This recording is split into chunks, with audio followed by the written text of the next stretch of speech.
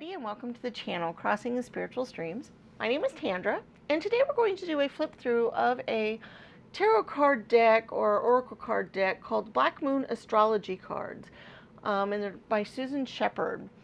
And this deck is kind of cool because it combines astrology with tarot a little bit, and it utilizes astrology in the oracle type of reading. So it's kind of an interesting oracle type deck. It's a more high-end deck than I generally use because I usually use pocket or travel size decks, so it's a little large, so I don't get to use it very much. But it's a really cool deck. It came in a very nice sturdy box. It's like I said, the cards are very large. As you can tell, they're very shiny, they're sturdy, they're slick, they're very beautiful looking. It also comes with a really nice guidebook, which is somewhat essential to reading the cards.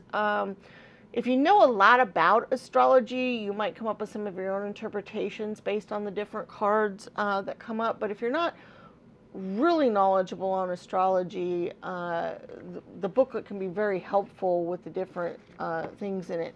It tells you the different divisions of the cards. It shows a few different layouts that you might use for it, and then it has meanings for each card specifically, a good couple, 3 pages per card, so it can give you a lot of really good, it tells you what the corresponding tarot card is to it. For instance, just as an example here, the Taurus card, number 14, the corresponding tarot card to that is the Hierophant. Okay, so it kind of gives you an idea of the card. There's 52 cards in the deck, so obviously they're not going to correspond to every tarot card out there, but you know, so it's kind of interesting from that point of view. So let's go through the deck here and get an idea of some of the cards and what they look like, just to see if you guys like them. Okay, we have the Sun, which is number 1. Now they're numbered 1 through 52,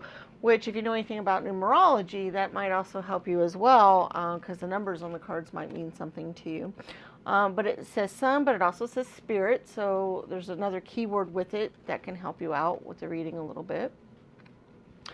We have number 2, which is Moon Soul. And you notice how there's a lot of vibrant, beautiful colors, but things are, you almost have to look at the card quite a bit to see the different symbols in it. You see the moon outlined right here, and then you see the moons across the top, but then we also have almost an Aztec or Mayan looking symbols underneath it, and also it's kind of interesting the different things that are involved in the cards.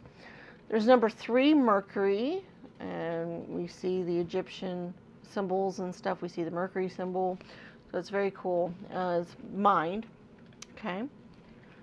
Number 4 is Venus and Love. Number 5 is Mars Force. Number 6 is Saturn or Truth. Number 7 is Jupiter or Abundance. And it's interesting how these words do tend to correspond to what those planets generally mean in astrology, or at least part of what they go on. Then we have Chiron, which is a healing. Uranus, which is genius. It's number 9. We have number 10, Neptune, which is sacrifice. Number 11, which is Pluto, transformation. Number 12 is the Black Moon Lilith, or mystery. Okay, and then we go on to astrological signs. We have number 13, which is Aries, I am. Number 14, which is Taurus, I have. Number 15, which is Gemini, I think. Number 16, which is Cancer, I feel. Number 17, which is Leo, I will. Number 18, which is Virgo, I analyze. Number 19, which is Libra, I balance. Number 20 is Scorpio, I transform. Number 21 is Sagittarius, I see. Number 22 is Capricorn, I use. Number 23 is Aquarius, I know. Number 24 is Pisces, I believe. Then it goes to the different houses. First house, the body, number 25. The second house, owning, number 26. Number 27, the third house, messages. Number 28, the fourth house, roots. Number 29, the fifth house, creativity. Number 30, the sixth house, routine.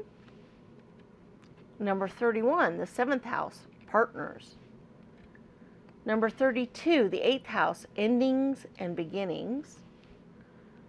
Number 33, the ninth house, faith. These do correspond to the different house meanings in astrology. They have a lot of different meanings, but those are a lot of the major meanings of each house, so that's pretty cool. Number 34, the 10th house, the world. Number 35, the 11th house, and friends. Number 36, the 12th house, escape. Number 37, so we're going on to the elements now, because the elements are very important in astrology as well. We have the fire element, desire. The earth element, stability, number 38. Number 39 is the air element, communicating. Number 40 is the water element, sensing. Number 41 is the north node, life's purpose. Number 42 is the south node, life's purpose. So we're getting into a little bit more esoteric stuff in astrology. The north node, the south node, the lunar eclipse, the solar eclipses, things like that. So things that are not planets, not elements, not houses, but other things. So we have number 43, lunar eclipse. We have number 44, solar eclipse. We have number 45, part of fortune, increase. It's a certain point in your astrology chart. We have number 46, the grand trine, or blessings. We have number 47, the grand cross, provoker. We have number 48, yod, destiny.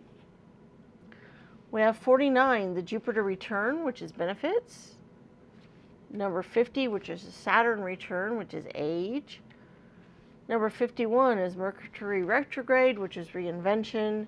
And number 52 is void of course moon, or missing.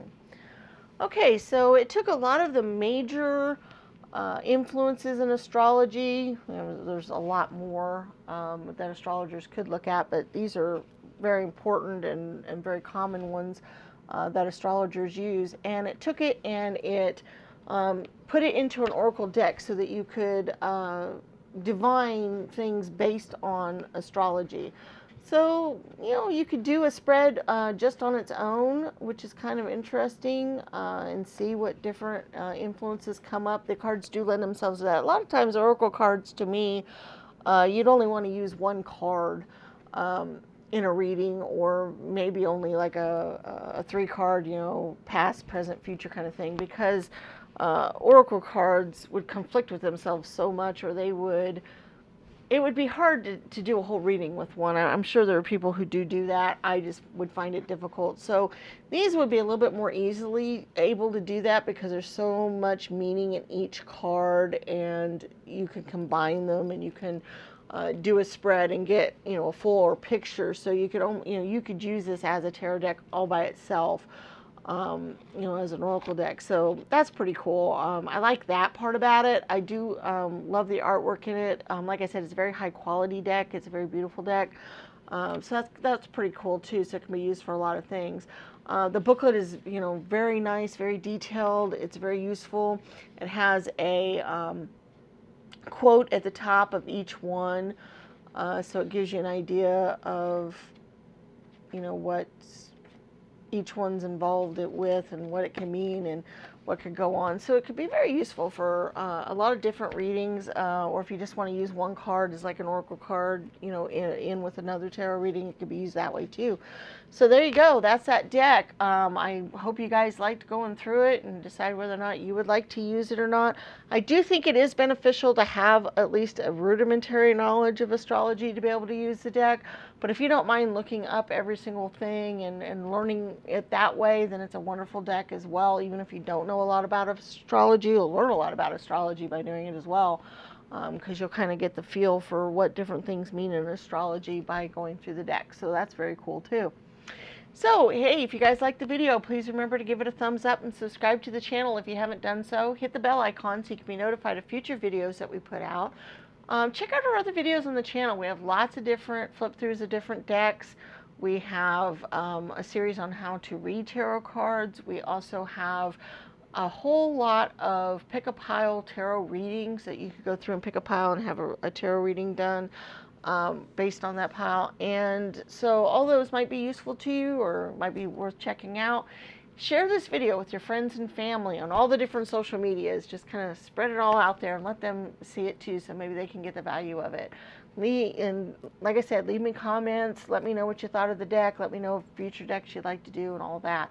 All of these things that I ask you to do are very important to the channel and to me personally, because it helps YouTube decide to share the video with other people, and it helps the channel grow a lot. So it's just things, and plus, like the comments and things are just very useful to me as well, because I can help improve the channel, which I also really like. Okay, guys, that's all we have for you today, and we'll see you in future videos. May the stars guide your path. Bye-bye.